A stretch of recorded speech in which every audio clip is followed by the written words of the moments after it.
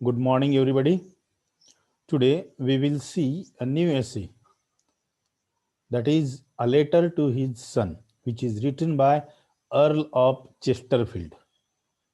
So let's begin with the introduction. Philip Dormer Stanhope, the fourth Earl of Chesterfield, was an eminent British statesman and a man of letters.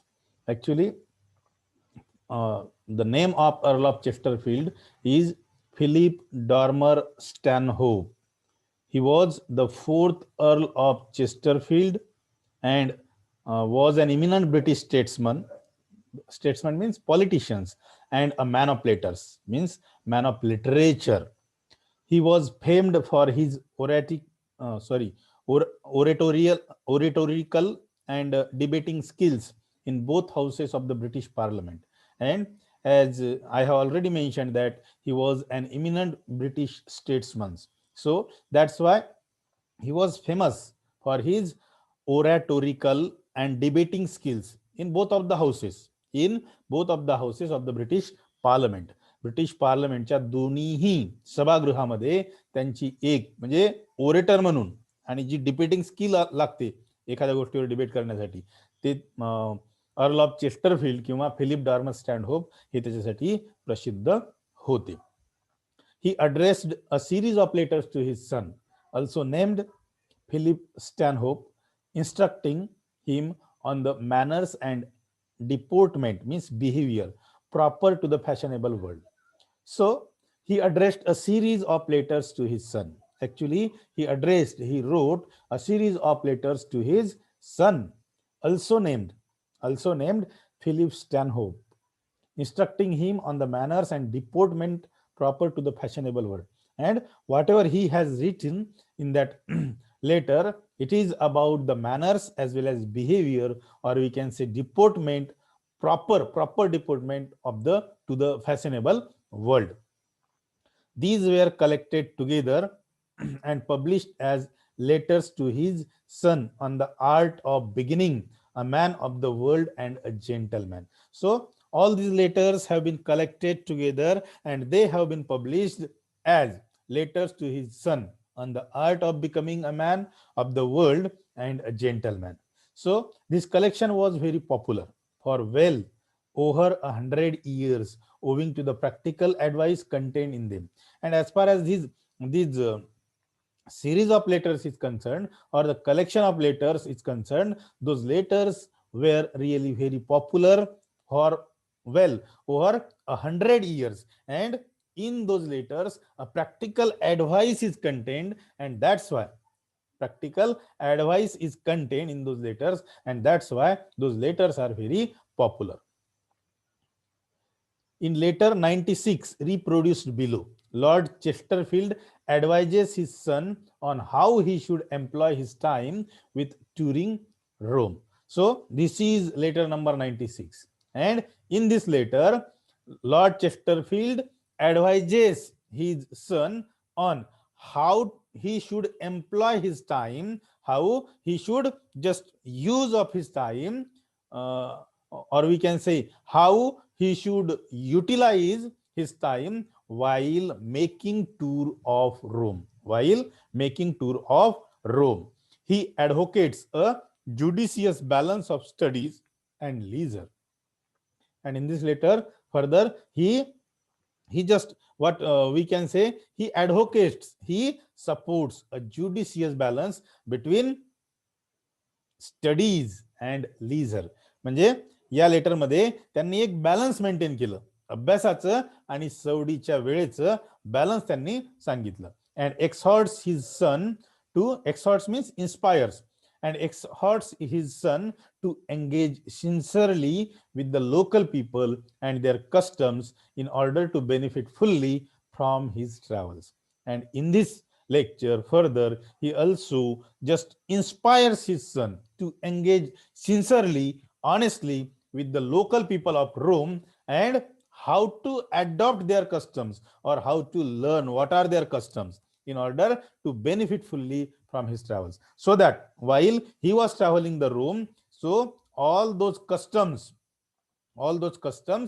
that can be benefited to him while he was in Rome. So let's see what's there in that letter. London, December 16, 1749. Dear boy. So this letter was written on 16 December 1749. And in the beginning of the letter, Lord Chesterfield, actually the writer of this lesson is Earl of Chesterfield, right? Earl of Chesterfield. But the name but the name of the author is Philip Dormer Stanhope. So keep this name in your mind, remind it again and again, so that you can ask what I can say MCQ on this also. Who is the author of a letter to his son? So you should know, you should remember that Earl of Chesterfield, or we can say Philip Dormer Stanhope, or Phillips Stanhope simply, the author of the this letter or lesson. So in the beginning of this lesson, the Earl of Chesterfield told his son, dear boy, this letter will, I hope, find you safely arrived and well settled at Rome after the usual distress means udashinta, and accidents of a winter journey, which are very proper to teach you patience. Patience means sayam. So in the beginning of this letter, the Earl of Chesterfield told to his son that, dear boy, this letter will receive to you. I hope this letter will receive to you when you will arrive safely at Rome, and you will be well settled at Rome after your tiredness of your journey, or we can say after the distress and accidents of a winter journey. And when he will come to Rome after making journey, and which are very proper to teach you patience. And in this letter I have mentioned all the things that will definitely teach you patience. And when you come to Rome after your journey, you might have tired, but after settling in Rome, you will get this letter, or you will receive this letter. You stay there, I look upon as very important period of life.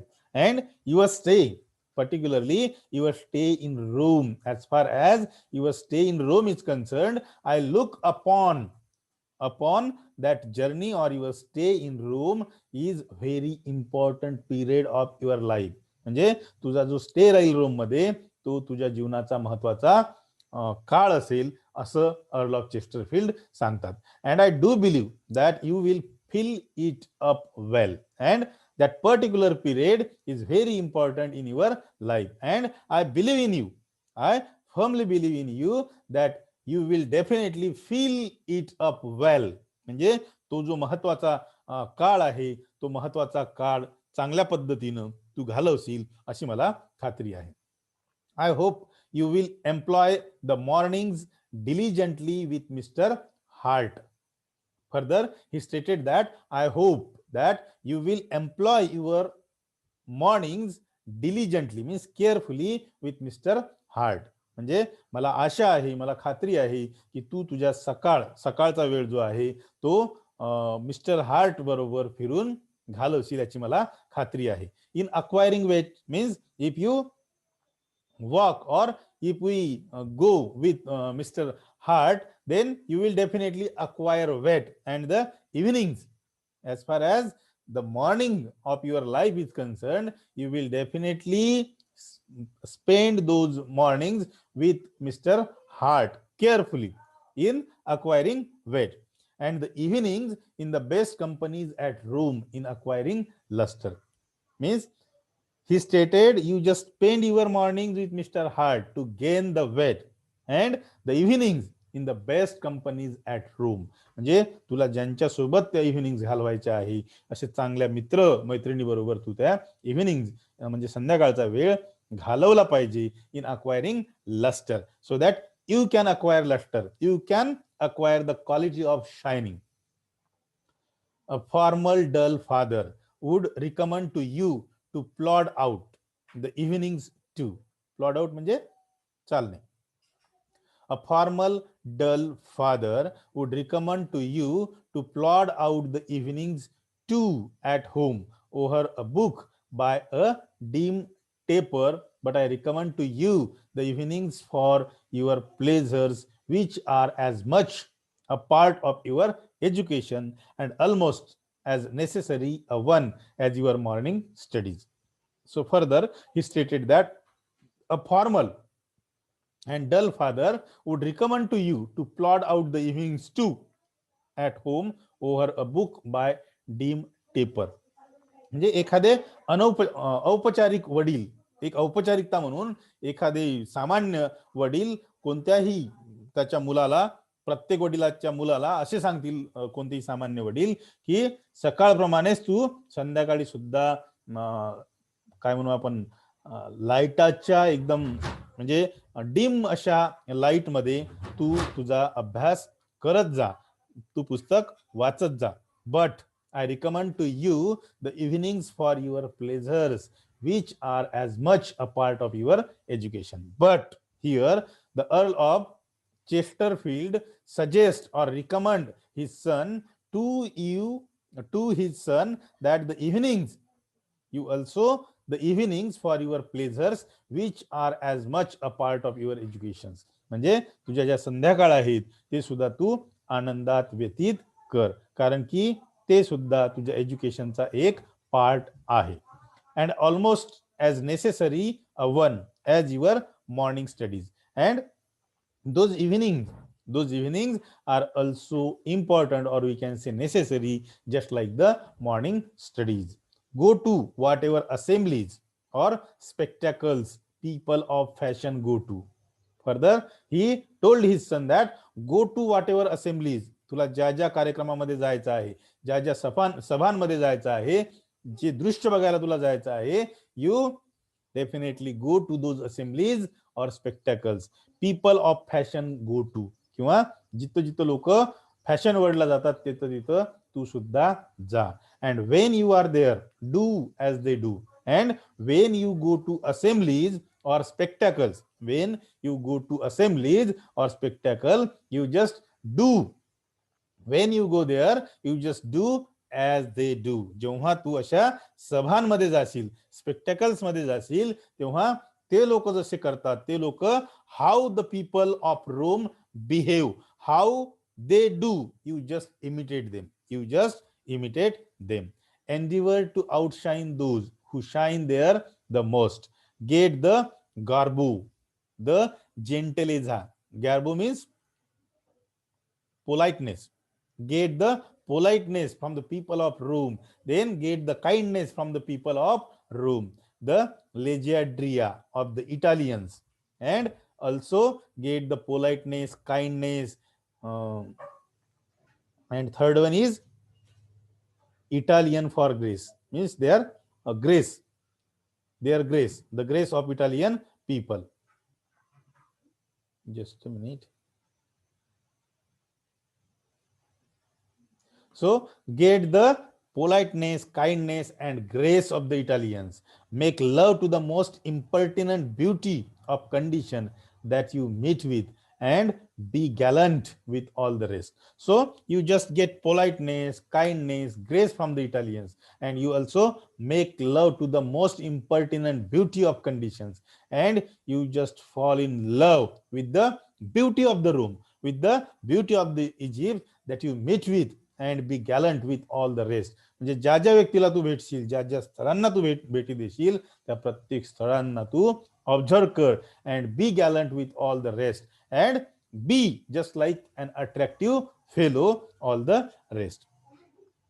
Speak Italian, right or wrong. Speak Italian, right or wrong to everybody. And if possible to you, try to speak Italian, whether that language is right or wrong, that's not the matter, but speak Italian to everyone.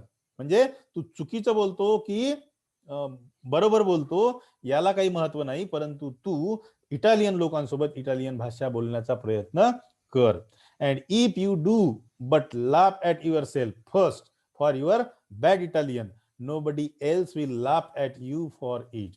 And further he stated for sure that you may laugh at yourself for your bad Italian, You may laugh at yourself first for your bad Italian, but nobody else will laugh at you for it. म्हणजे तू चुकीचं Italian बोल बोल बोल बोल बोलणार म्हणून तूच तुझ्यावर हसशील. तू चुकीचं इटालियन लँग्वेज बोलशील म्हणून तूच तुझ्यावर हसशील, परंतु तू सोडून तुझ्यावर कोणीही हसणार नाही. जेव्हा तू इटालियन लँग्वेज बोलशील तेव्हा तू सोडून तुझ्यावर कोणीही हसणार नाही. That is the only way to speak it perfectly. And if you want to learn the language, Italian language, this is the right way, or we can say this is the only way to speak any language perfectly.